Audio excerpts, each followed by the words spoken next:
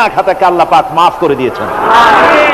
একটা বাচ্চা তার মায়ের পেট থেকে যেমন মাসুম হয়ে পৃথিবীতে আগমন করে, নিষ্পাপ বেগুনাহ মাসুম হয়ে যেমন আসে, এই চারটি লোক আর ঘরের ভেতরে আমাদের যে বোন ইসলাম কবুল করলেন, এনারা নবজাতক সন্তানের মতো বেগুনাহ এবং মাসুম আল্লাহ পাক এখন করে দিয়েছেন। আমি এখন এই বিশাল জনতার পক্ষ থেকে এই মাসুম আল্লাহর বান্দাদেরকে, ইসলামে ওনারা নতুন এসেছেন তাই আলিঙ্গন করে ওনাদেরকে সম্মানিত করছি।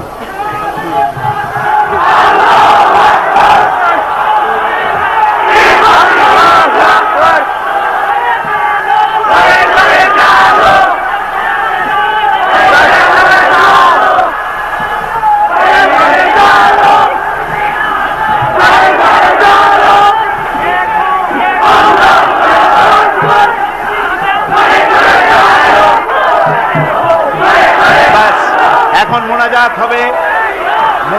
হবে, মোনাজাতের আগে রব্বানা যালামনা আনফুসানা ওয়া ইন লাম তাগফির লানা ওয়া তারহামনা লানাকুনান্না মিনাল খাসিরিন রব্বানা লা তুযিগ কুলুবানা বা'দা ইয হাদাইতানা ওয়া হাব লানা মিন লাদুনকা রাহমাতান ইন্নাকা আনতাল ওয়াহ্হাব।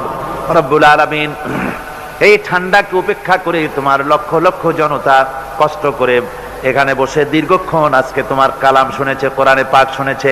হায় আল্লাহ রাব্বুল আলামিন, মেহেরবানি করে আমাদের সকলকে আহলে কোরআন বানায়া দাও, আমাদের সকলকে কোরআন সহি করে তেলাওয়াতের তৌফিক দাও, কোরআনকে বোঝার তৌফিক দাও, কোরআন আমল করার তৌফিক দাও।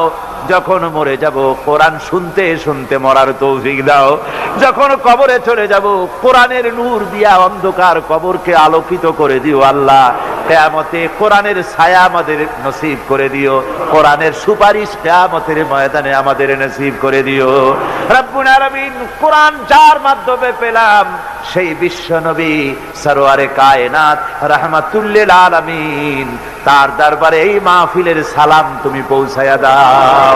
রব্বুল আলামিন, আমরা যারা মা বাপ হারাইছি, আমাদের মধ্য থেকে মা বাপ যাদের কবরে গেছে, দয়া করে তাদের কবরগুলিকে জান্নাতের টুকরা বানায়া দাও।